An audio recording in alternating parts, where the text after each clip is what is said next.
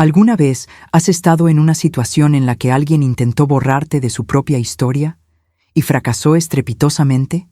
Eso es todo. El día que la suegra de mi hija me desterró de la boda, pensando que me lo iba a tragar todo en silencio, no tenía ni idea de qué documento había guardado, y eso pondría la ceremonia patas arriba. Lo que pasó después fue tan inesperado, tan revelador, que ni yo mismo estaba preparado. Si te gustan las historias reales, sorprendentes y llenas de giros y sorpresas, suscríbete aquí al canal y activa la campana, porque lo que te voy a contar ahora, nadie lo dijo antes.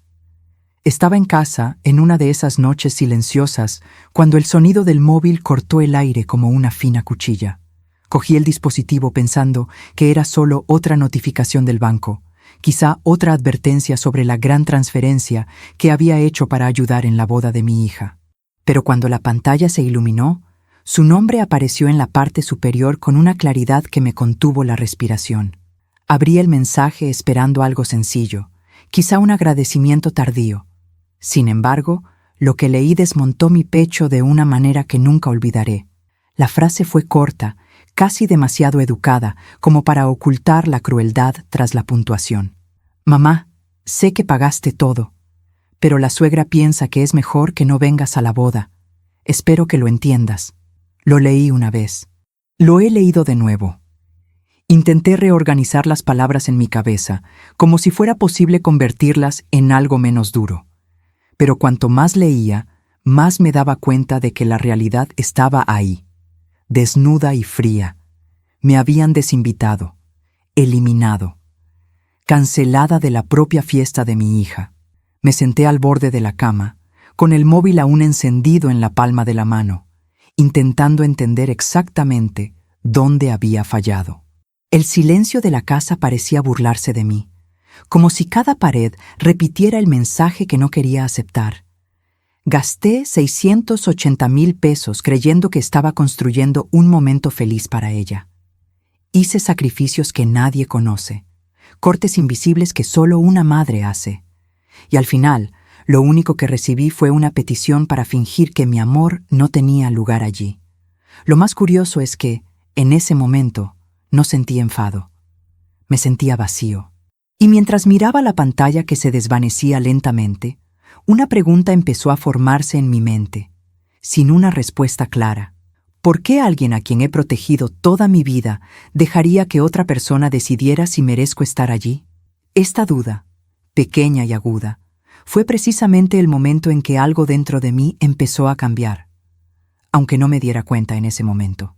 Me quedé allí, en medio de la habitación, escuchando el tic-tac del reloj como si no marcara las horas, pero cada vez ignoraba un límite por amor.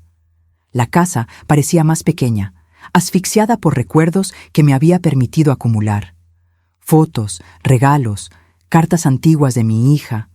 Todo eso ahora tenía un peso diferente. Era como si, de repente, cada objeto planteara una pregunta que nunca quise hacer. Y darme cuenta de esto me afectó de una forma que dolió más que el mensaje en sí. Porque mientras intentaba respirar, empezó a caer una vieja astilla. Pasé años confundiendo amor con obligación, silencio con paz, sacrificio con prueba de afecto. ¿Cuántas veces he tragado tristezas para no estropear el ambiente? ¿Cuántas veces he aceptado migajas emocionales, creyendo que, algún día, ella entendería lo que hice por ella? Y ahora, al ver ese mensaje frío en mi móvil, me di cuenta de que quizá me había enseñado a mí misma que mi presencia era prescindible. Esta revelación fue un shock tardío. La sensación era extraña, una mezcla de dolor y lucidez. Era como si una parte de mí finalmente despertara de un sueño profundo. Caminé por toda la casa intentando distraerme, pero cada esquina parecía susurrar una historia que no quería retomar. Recordaba noches en las que pagaba facturas sin que ella lo supiera, favores que hacía sin esperar respuesta, conversaciones que dejaba pasar por miedo a perderla. Y ahora entendía que quizá me había perdido algo mucho antes, simplemente no me había dado cuenta. Pero lo que realmente me desarmó fue la pregunta que siguió. Si era tan prescindible, ¿cuándo empezó? La respuesta parecía estar oculta en algún lugar de nuestra historia que evitaba revisitar. Un lugar donde el amor empezó a confundirse con el esfuerzo y la reciprocidad dejó de existir sin que yo me diera cuenta. Cuando intenté entender dónde había empezado todo a ir mal, mi memoria volvió a la primera solicitud de ayuda económica. No era dramático, no era urgente, al menos no en ese momento. Mi hija me llamó diciendo que ella y Rafael estaban pasando por un apretón temporal.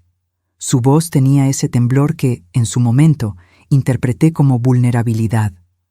Hoy me doy cuenta de que ese fue el primer hilo que se arrancó de una bola que nunca dejó de deshacerse. Y yo, pensando que estaba haciendo lo correcto, seguí adelante. Después de eso, las peticiones fueron más frecuentes. Al principio pequeño, casi imperceptible, como alguien que mide la temperatura del agua antes de entrar. Un depósito aquí, una transferencia allá, a veces una excusa bien contada, otras veces una lágrima en el teléfono, y yo siempre decía, por supuesto, hija, como si fuera automático. Mi corazón no podía negarlo.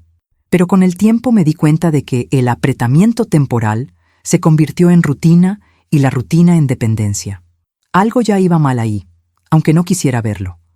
Y lo más curioso es que, mientras sus deudas aumentaban, mi culpa también crecía. Me decía a mí misma que si no ayudaba, estaría fracasando como madre.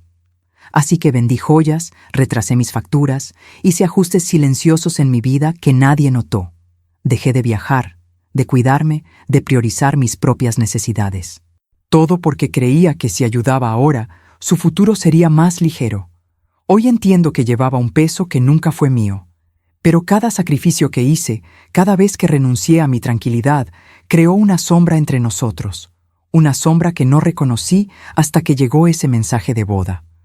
Allí me di cuenta de que quizás había financiado no solo sus vidas, sino también la distancia que crecía entre nosotros. Y este descubrimiento, tan silencioso como doloroso, seguía resonando en mí mientras intentaba entender dónde realmente empezó a perderse todo. Cuando pienso en todo lo que le di a mi hija, ningún recuerdo pesa tanto como el día en que decidí vender el astillero de mi marido. Esa empresa no era solo un activo material, era su legado, una parte de nuestra historia, y el único activo que realmente me daba una sensación de seguridad. Recuerdo el olor a la madera, el ruido de las herramientas, cómo sonreía mientras caminaba entre los barcos. Todo eso parecía intocable, hasta el día en que me volvió a pedir ayuda mucho. Rafael había estado involucrado en otra de sus oportunidades imperdibles, y de nuevo le faltaba dinero. La voz de mi hija temblaba por teléfono, diciendo que sin esa cantidad todo se vendría abajo. Sabía que no era cierto, sabia, pero en ese momento la culpa me sobrepasó como siempre. Empecé a creer que si no ayudaba, estaría condenando sus sueños. Así que me senté con el contable, firmé papeles que no quería firmar y entregué la parte más importante de mi vida sin mirar atrás. El dinero, por supuesto, se gastó en poco tiempo. No han ocurrido cambios importantes, ningún proyecto soñado se ha materializado. Todo desapareció como agua corriendo entre mis dedos, y allí, en ese silencio posterior a la transacción, sentí la primera grieta profunda dentro de mí. La sensación de haber vendido algo sagrado para comprar una paz que nunca llegó. Intenté convencerme de que hice lo correcto, que era por su bien, pero el vacío no abandonó mi pecho. Hoy, cuando miro atrás, me doy cuenta de que esa venta fue más simbólica de lo que imaginaba. No solo vendí el astillero, vendí la última frontera de lo que creía que era mi deber como madre. Y sin darme cuenta, esa decisión se convertiría en el primer paso hacia un cambio que nunca habría previsto. Nunca olvidaré el día en que conocí a Leonor. Fue un brunch sencillo, al menos en teoría, pero desde el momento en que entró en la habitación, me di cuenta de que no había nada sencillo en esa mujer. Caminaba como alguien cruzando una alfombra roja invisible, con una cálida sonrisa. Solo lo suficientemente frío como para poner la piel de gallina a cualquiera que prestara atención. Al acercarse, sentí como si me midieran de pies a cabeza, como si mi valor fuera evaluado en silencio. Habló suavemente, despacio, con esa elegancia calculada de quien domina cada rincón de la sala. Y con cada frase insinuaba que sabía cuidar muy bien de Saraí, como si dejara claro que había asumido un papel que, hasta entonces, había sido mío. Disfrazó todo con muestras de amabilidad, cumplidos educados, incluso agradeció el apoyo económico que di a la pareja. Pero detrás de la educación había algo más denso, una intención precisamente definida: borrar mi importancia sin nunca alzar la voz. Lo peor es que mi hija no pareció darse cuenta. Sonrió, asintió e incluso miró a Leonor como buscando aprobación. Eso me envolvió en una sensación extraña, casi asfixiante.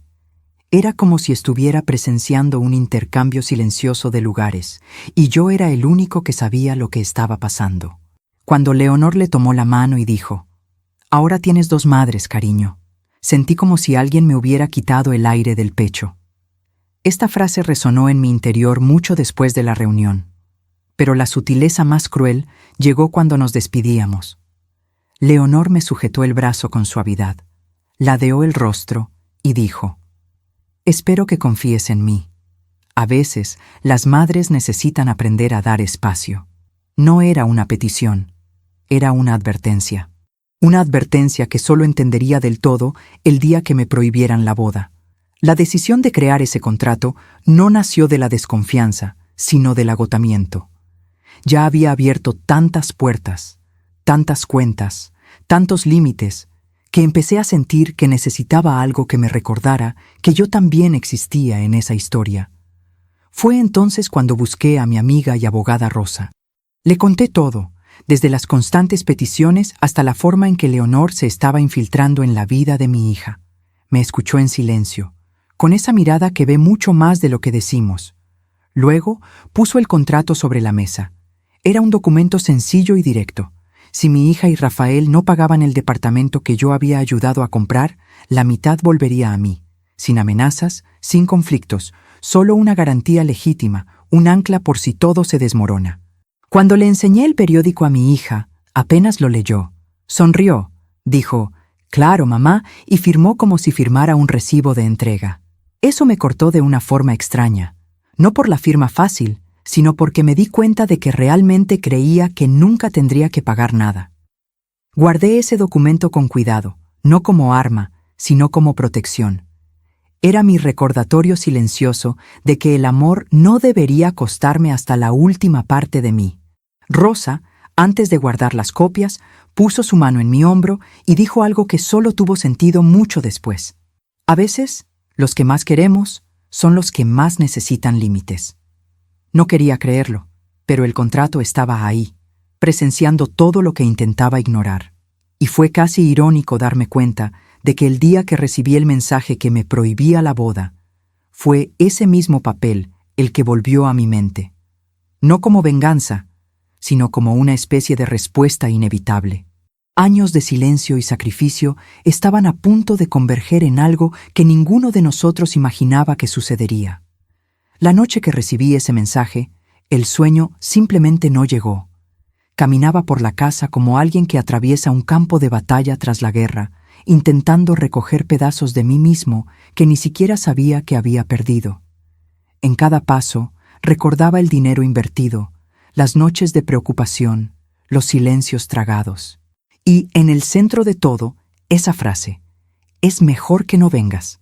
Fue entonces cuando me di cuenta de que ya no se trataba de la boda. Era todo lo que había permitido hasta ahora.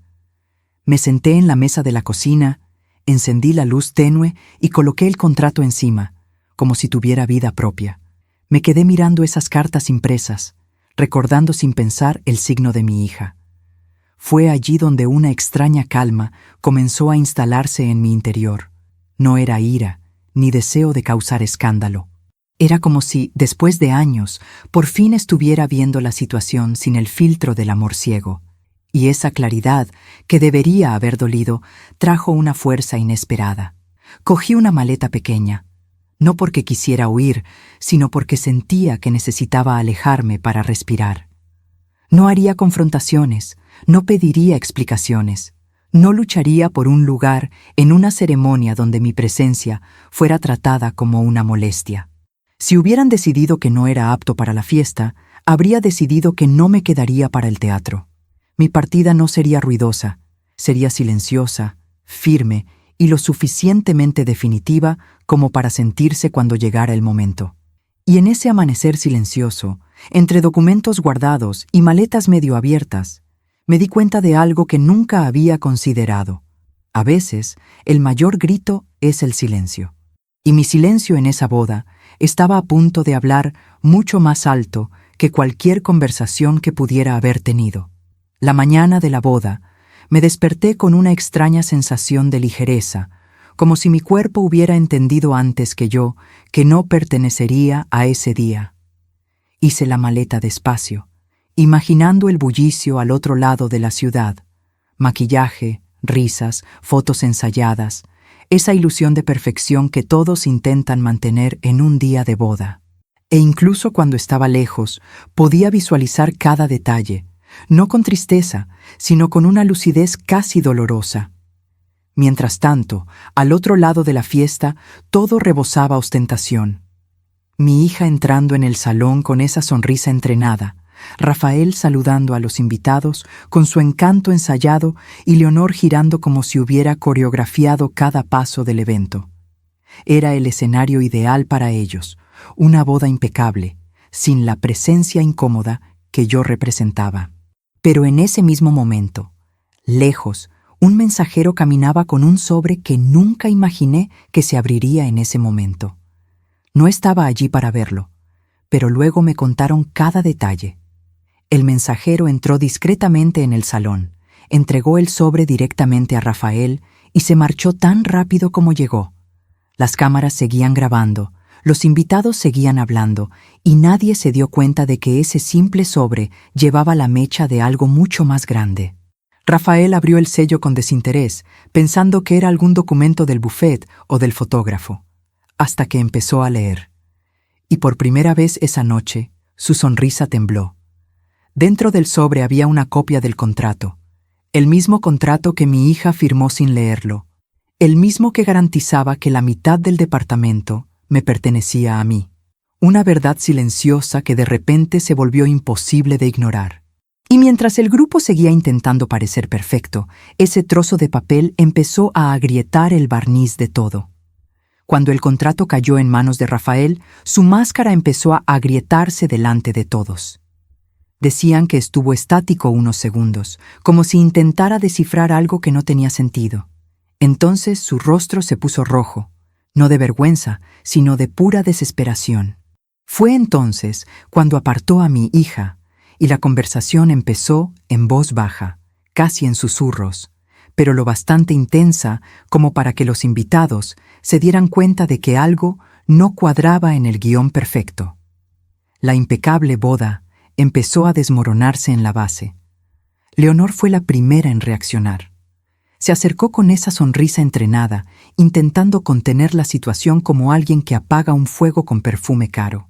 Pero Rafael, abrumado por la rabia, alzó la voz y dijo que mi hija le había ocultado información esencial.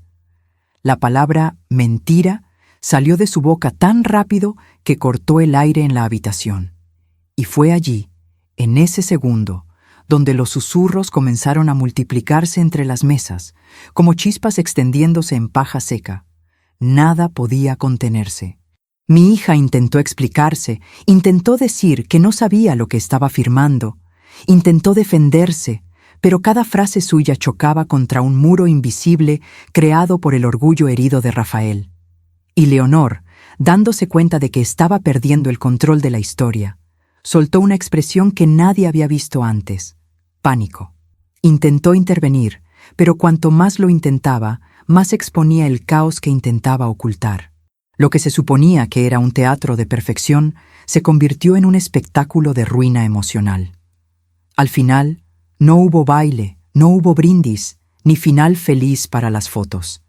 Había puertas que se azotaban, gritos ahogados y invitados que se marchaban temprano, con miradas que mezclaban lástima y curiosidad. Y yo, incluso lejos, Sentí algo profundo en ese instante, como si una estructura que llevaba años en construcción finalmente se hubiera derrumbado, revelando verdades que nadie quería enfrentar.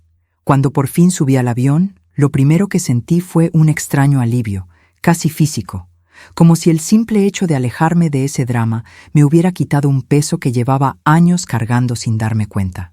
Me senté junto a la ventana, abroché el cinturón y cerré los ojos un momento, intentando entender qué significaba esa sensación. No estaba huyendo. Respiraba por primera vez en mucho tiempo. Era como si el silencio a mi alrededor tuviera suficiente espacio para que realmente me escuchara.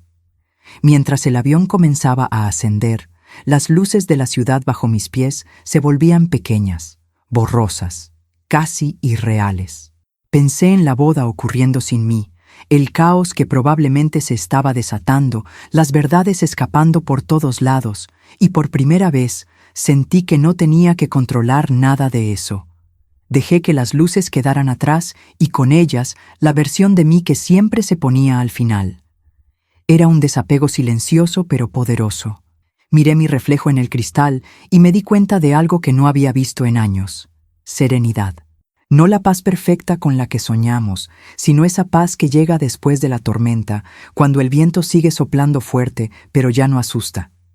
Una paz que dice: has sobrevivido. Cogí el contrato que guardaba en mi bolsa y lo miré durante unos segundos. No como arma, no como venganza, sino como símbolo de que por fin había aprendido a protegerme. Era menos por ellos y más por mí. Y mientras el avión atravesaba las nubes, sentí que comenzaba un nuevo capítulo, aunque no supiera exactamente a dónde me llevaría. A veces, los nuevos comienzos empiezan exactamente así, lejos del ruido, lejos de las expectativas, lejos de los lugares donde has sido disminuido. Y fue allí, en ese sillón estrecho, cuando me di cuenta de que mi historia estaba a punto de dar un giro inesperado. Todavía me estaba acostumbrando al silencio de mi nueva rutina cuando sonó el teléfono. Reconocí el número al instante, pero tardé unos segundos en contestar. Cuando escuché la voz de mi hija, ya no tenía ese tono seguro, casi arrogante, que solía usar. Era una voz temblorosa y desesperada, como si su mundo se estuviera derrumbando desde dentro. Y quizá lo era. Dijo que Rafael había terminado todo, que su familia la acusaba de manipulación y que los inversores que dependían de su imagen se estaban retirando. Con cada frase, me daba cuenta más claramente de que el castillo de cristal que ella había intentado levantar se había roto de golpe. No paraba de repetir que no sabía qué hacer, que no entendía cómo todo había pasado tan rápido, que se sentía perdida, y por un instante mi corazón casi se aceleró para abrazarla con la misma urgencia que cuando era niña, pero ahora había algo diferente, algo que no podía ignorar. Por primera vez, ella afrontaba las consecuencias de sus propias acciones. Cuando me pidió que lo resolviera por ella, sentí un nudo en la garganta. Esa frase fue la síntesis de todo lo que había permitido durante años. Respiré hondo y respondí con calma, porque la verdad debía decirse con firmeza, pero sin herir. Hija, lee lo que firmas. Hubo silencio al otro lado. Un silencio que parecía más pesado que cualquier palabra. Murmuró algo parecido a un sollozo contenido, como si esa simple respuesta le hubiera arrancado una venda que no sabía que llevaba. Y mientras sostenía el teléfono, me di cuenta de algo que aún estaba tomando forma.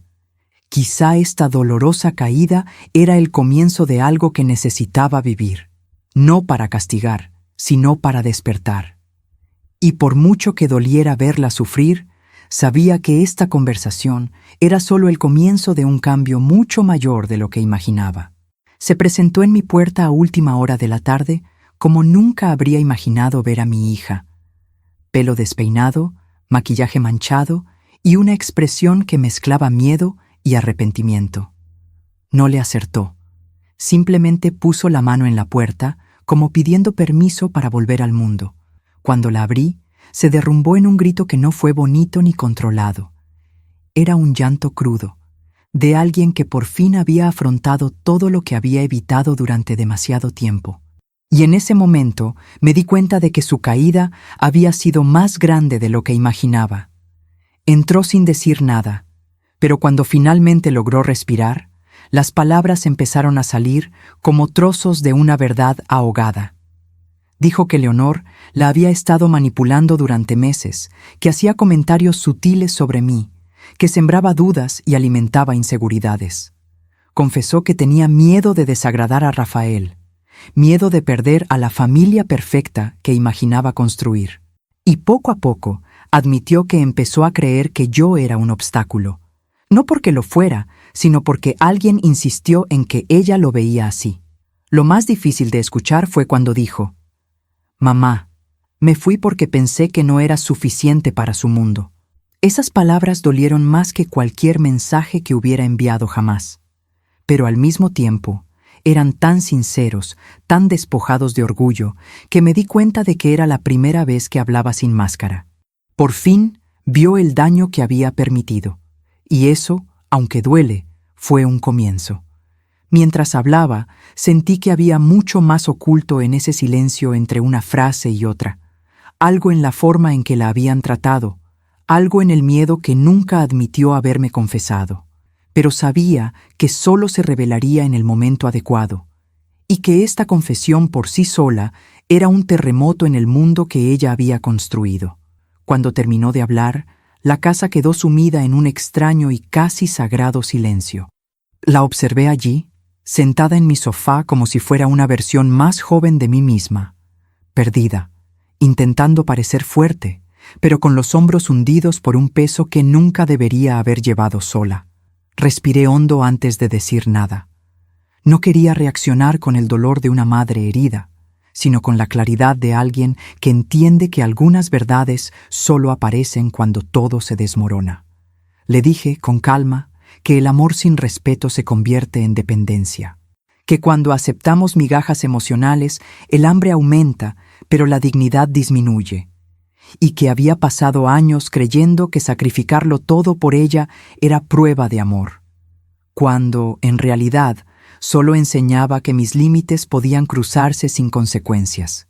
Me escuchaba con los ojos llorosos, sin apartar la vista, como si cada palabra encajara una nueva pieza en el rompecabezas de la vida misma.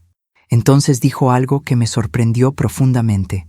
«Mamá, no sabía cómo pedirte ayuda sin parecer débil».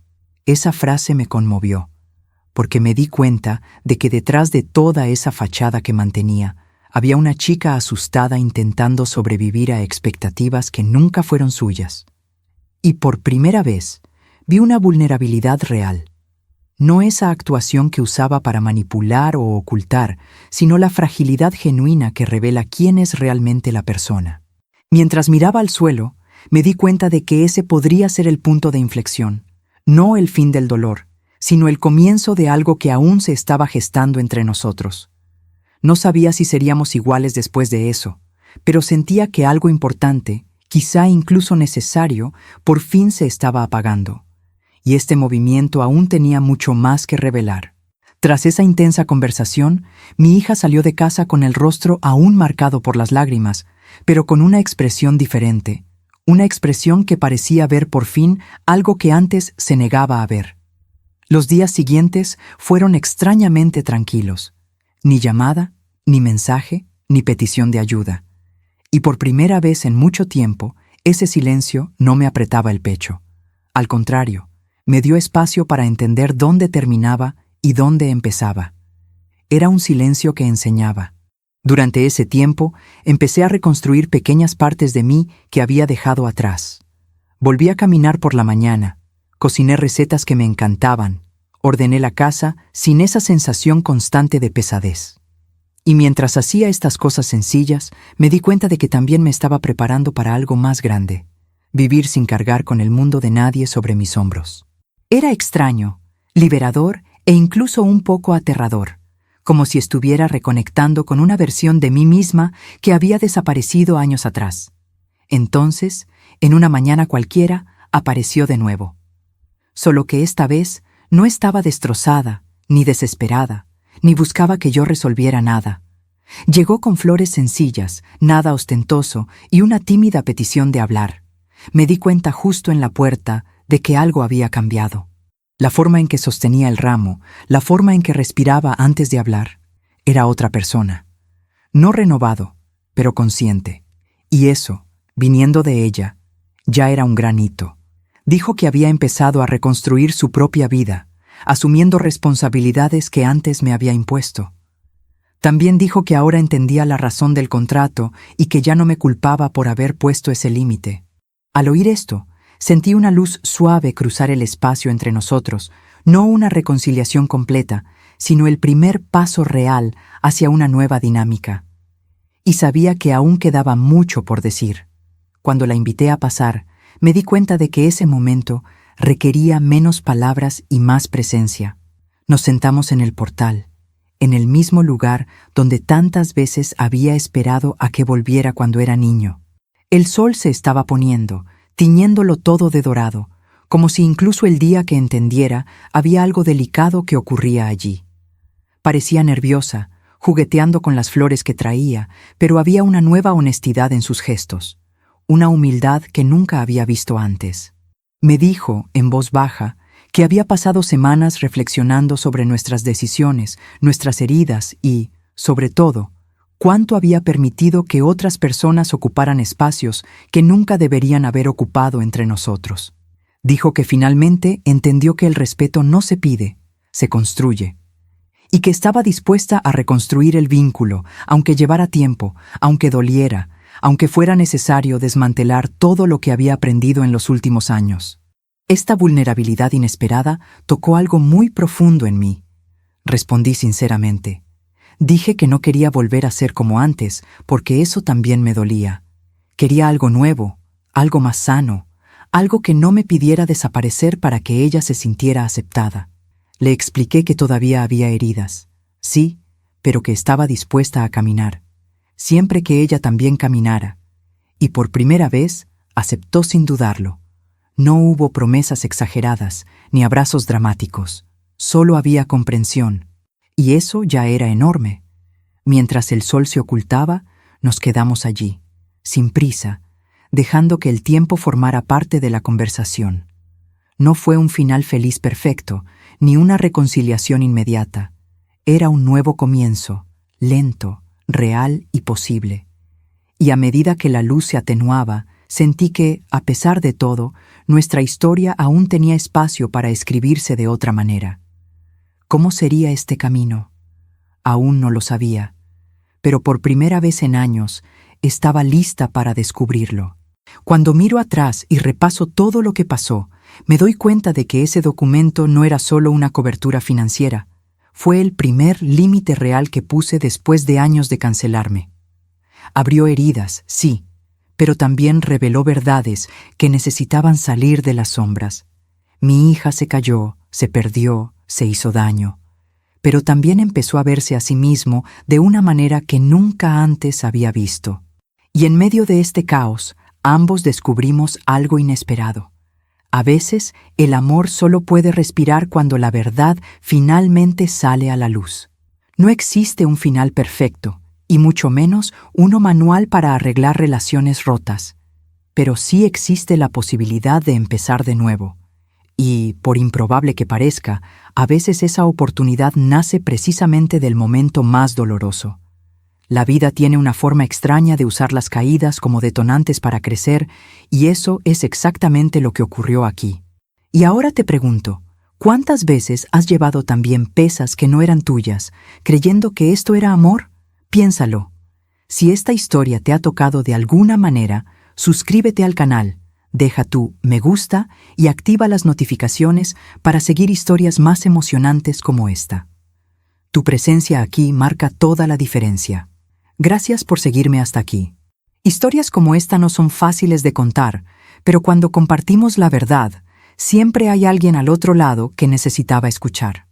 Si te identificas, recuerda, nadie merece ser menospreciado para encajar en el mundo de otro.